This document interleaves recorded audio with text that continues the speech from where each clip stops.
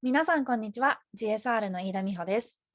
皆さん、フィリピンでは不動産は完成前に購入するのが一般的だということをご存知でしょうか？フィリピンではこれがプリセール物件と言われております。本日はそんなプリセール物件の購入方法について説明をさせていただきます。どうぞよろしくお願いいたします。はい。本日の目次、最初に少し説明させていただきます。まず最初に、このプリセール物件とは何ということですね。こちら、ちょっと特別な、支払い方法ができるという物件です。そして2つ目が、実際具体的にどうやったらこのプリセール物件を買えるのということですね。そして3つ目、プリセール物件の購入に必要な支払いについて、そして4つ目、同じくプリセール物件の購入に必要な今度は書類について、そして最後にこのプリセール物件の投資で成功するためのヒントをシェアさせていただきます。それではどうぞよろしくお願いいたします。はい。ということで、まず一つ目、プリセール物件とは何ということですね。まず、このプリセール物件、こちらの出ている写真の通りなんですけれども、建築途中のまだ物件が完成していない状態で購入するという購入方法になります。大体物件の完成の3年とか5年ぐらい前から販売が開始されることが多いです。そしてこのプリセール物件を購入するメリットとデメリットなんですけれども、まずメリットですね。大体このディベロッパーが早割っていうんですか、早く買えば買うほど、ちょっと値段が安く設定されているので、物件の完成後に買うよりも大体安く買うことができます。そして頭金が最小で済みます。物件の、例えば最初頭金10%だけとかで購入の契約を結ぶことができます。そしてデメリット、懸念点の方ですね。こちらは、どのディベロッパーももちろん、物件の完成予定は何年後のいつぐらいですよっていう予定は出しているんですけれども、正直フィリピンはこの建築が遅れることがほとんどです。なので、実際に自分の物件の引き渡しが受けられて住み始めることができる、実際に賃貸運用を始められるのがいつになるのかっていうのがちょっと読めないっていう、そういった懸念もあります。はい。そして、この、プリセール物件は支払い方法がちょっと独特なんですけれども、これは、ディベロッパーによって、物件によって、いろんな支払い方法が用意されていることが多いです。そして、通常、早く買えば買うほど、物件のトータル金額が安くすることができて、そして頭金ですね。最初に入れる金額が大きければ大きいほど、割引が、適用してもらえることが多いです。そして頭金がだいたい最低10%ぐらいから購入することができます。なので1000万円ぐらいの物件だったら頭金として最初に必要なのが本当100万円ぐらいから購入することもできるということです。そしてこの支払い方法なんですけれども、ディベロッパーだったり物件によってすごく異なりますので、ご自身にとって一番いい支払い方法を選んでいただくことができます。こちら、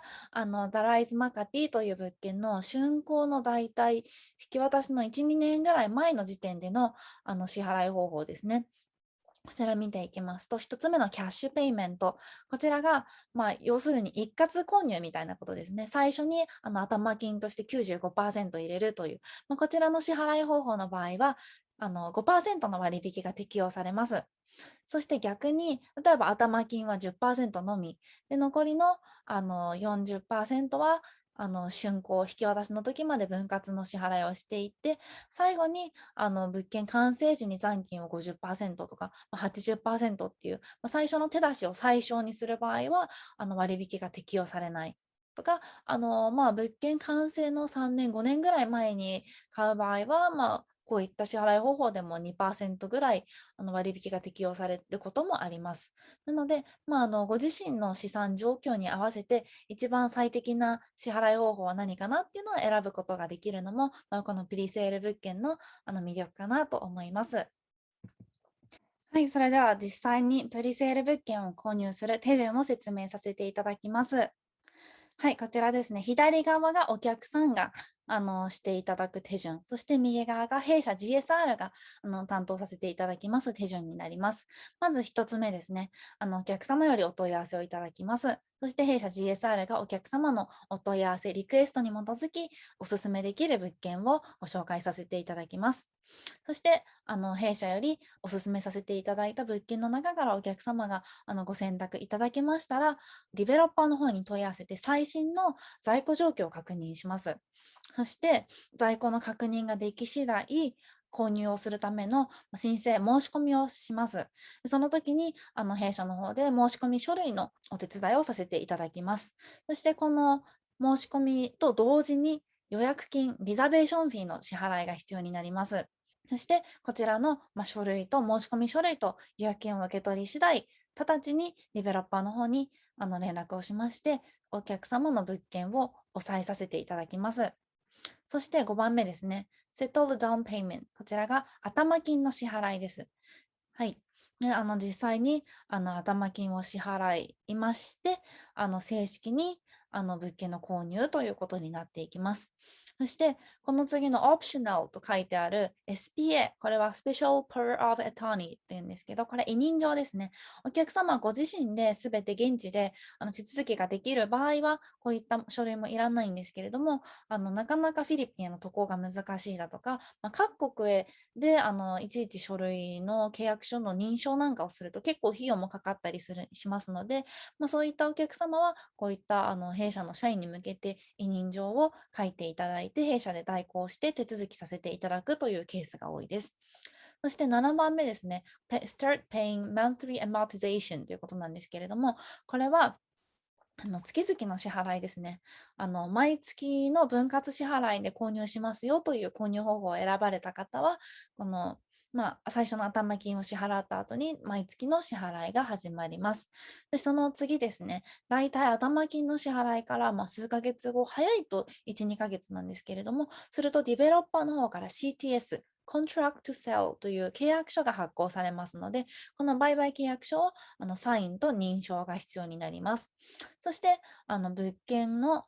竣工の頃ですね、最初にお客様にサインをしていただく支払い表の通りになることが多いんですけれども、最後に残金の支払いになります。そしてこの other charges というのは、登記費用なんかですね、登記申請料なんかの支払いもこの時に支払っていただきます。で、最後にこの sign and doors Deed of Absolute Sale と言いまして、これは権利証明書のようなものになります。最初にサインをしていただくコントラクトセールという売買契約書は、あくまでこの通りの契約内容で契約をすることに同意しますということで、まだ全額も支払われていないので、あくまでこの契約内容で買いますよっていう、そんな書類なんですけれども、こちらの DOAS Deed of Absolute Sale という方は、実際にその、契約通りに物件の金額がすべて支払われ、このお客様に物件の権利が移りましたよということを証明する書類になります。そして最後の Punch Listing and Key Receiving というのが最後にお部屋の引き渡しですね。お部屋に何か問題が何もないかっていうことを確認して鍵の引き渡しを受けるという、それについてもすべての手順の箇所において弊社 GSR でサポートをさせていただいております。こちらがプリセール物件購入の手順になります。はい、それでは次にプリセール物件購入に必要な支払いについて説明をさせていただきます。はい、まず1つ目。To start your purchase ということで、まず購入をするために最初に必要な支払いですね。こちらがまず最初、reservation fee というのが予約金です。これは物件によるんですけれども、だいたい2万から20万ペソくらいのことが多いです。そしてこれは物件を抑えるため、予約するために必要な支払いです。で、その次がダウンペイメントですね。これはお客様が選んでいただいた支払い方法によってそちらに記載されている通りのパーセンテージ金額になります。はい。で、その次のトランスファーフィーなんですけれども、これはちょっと特殊なんですけれども、お客様がディベロッパーから直接買わずに、すでにディベロッパーから買われている他の購入者の人から転売を受ける際には、この名義を変更するためのこういったトランスファーフィーというものが必要になってくることもあります。はい、そしてその次、at the turnover ということで、実際引き渡しの時に必要なお支払いですね。まず1つ目、balance。これ残金ですね。で、これも最初にお客様が選んでいただいた支払い方法のスケジュールに載っている通りの金額になります。で、other charge というのが、これ大体5%ぐらいになることが多いんですけれども、これは印紙税だったり、登記のために必要な諸税金などになります。で、最後の furnishing fee というのは内装費用ですね。内装必ず必須というわけではないんですけれども、フィリピンでは先に内装インテリアをしてから貸し出すというのが一般的で、逆に内装をしていないとなかなかテナントさんが見つからなかったりだとか、見つかっても家賃がかなり下がってしまうので、一般的に皆さん家具内装入れをしてから貸し出すというのが多いです。でこちらはだいたい平米1万から2万ペソぐらいになることが多いんですけれども、こちらもお客様のリクエストだったり、部屋のタイプだったりによって、弊社の方で見積もりを作成させていただいております。はい。そして、その他、引き渡し後に必要な支払いですね。まず一つ目、Real Property Tax。これは、固定資産税ですね。市役所の方で出している評価額の1から2%です。これは、市役所に対して支払うものでして、これは、市役所の方からちゃんと、請求書が来ます。でその2つ目ですね、Association Dues というのが管理組合費ですね。これ物件によって、管理組合によって金額まちまちなんですけれども、だいたい平米あたり70から200ペソぐらいのところが多いです。ただ年々ちょっと値上がり傾向にはあります。はい、これは管理組合事務所に、アドミンオフィスの方に支払うものになります。そして3つ目ですね。これ、PM Service Fee って書いてあるんですけれども、これは弊社 GSR が Property Management、物件の管理、賃貸管理を代行させていただく際に、家賃の5%をこの管理手数料としていただいております。最低1500ペソになります。はい。そしてその次、リーシングフィーですね。これは客付け費用です。これフィリピンの相場なんですけれども、1年契約の場合は1ヶ月分の家賃をいただくというのが、フィリピンの商習慣になっております。はい、その次のリセールフィーですね。将来物件を転売する、売却するときに、売却のお手伝いもしております。その場合は、実際売却する金額の5%ほどを弊社の方で売却手数料としていただいております。これもフィリピンの大体市場相場、これくらいになっております。そしてその次、Special Education Fund。これは特別教育基金と訳されることが多いんですけれども、これも市役所に払うもので、だいたい市役所の出している評価額の1%ぐらいです。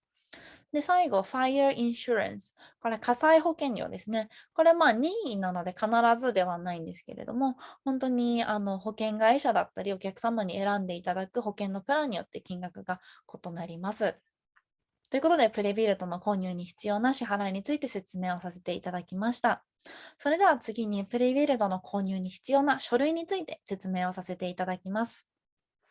はい。まず最初、購入時に必要な書類ですね。まず一つ目、Valid ID。これは身分証ですね。これはフィリピンの納税者番号、通称 TIN カードと言われるものなんですけれども、あとパスポートですね。あと物件によっては免許証も求められることがあります。そして Application Form。物件の購入申込書ですね。これはディベロッパーから渡される、そういうディベロッパーの方で用意している書類フォームがありまして、そちらを記入していただきます。通常大体 Reservation Agreement だったり、Buyer's Information Sheet っていうような、購入者情報、予約同意書みたいな書類があります。で、SPA、これは Special Power of Attorney という委任状になります。こちらはオプションです。はい。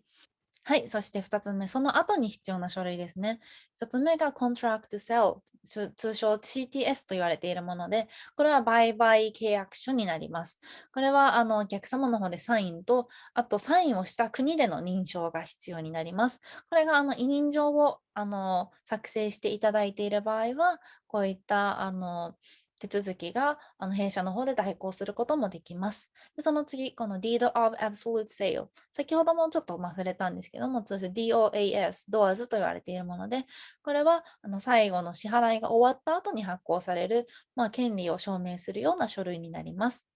はい、そして最後に引き渡し後に必要な書類ですね。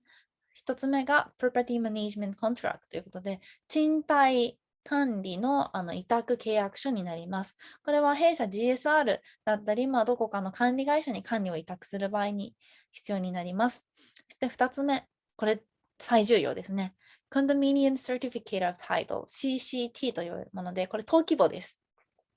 はい、これは市役所の方で発行されます。これは引き渡し後になるんですけれども、その時の市役所の忙しさだったりによっては、引き渡しからこの登記簿が手元に来るまで結構時間がかかってしまうこともありますので、ご注意ください。はい、そして最後に Contract of Lease ということで、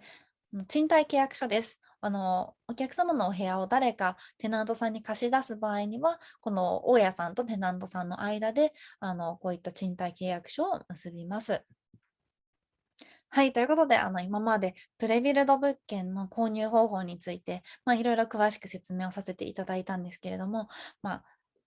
これで分かって、プレビルド物件投資面白そうだなって思っても、やっぱり物件の見極めとか、エリアの見極めがとても大切です。で、その投資で成功するための情報を弊社の方で発信させていただいております。これGSR のYouTube チャンネルですね。これ日本語版と英語版どちらもありますので、見やすい方を見ていただければと思います。で、こちらの YouTube すべて無料で配信しておりますので、ぜひこちら活用していただければと思います。YouTube の他にも弊社の方でウェビナーですね、オンラインのセミナーも開催しております。こちらも日本のオフィスとフィリピンのオフィス、両方でセミナーだったり、個別の相談だったり、開催しておりますので、お気軽にお問い合わせいただければと思います。はい、ということで本日はフィリピンのプリセール物件の購入方法についてご覧の通り説明をさせていただきました。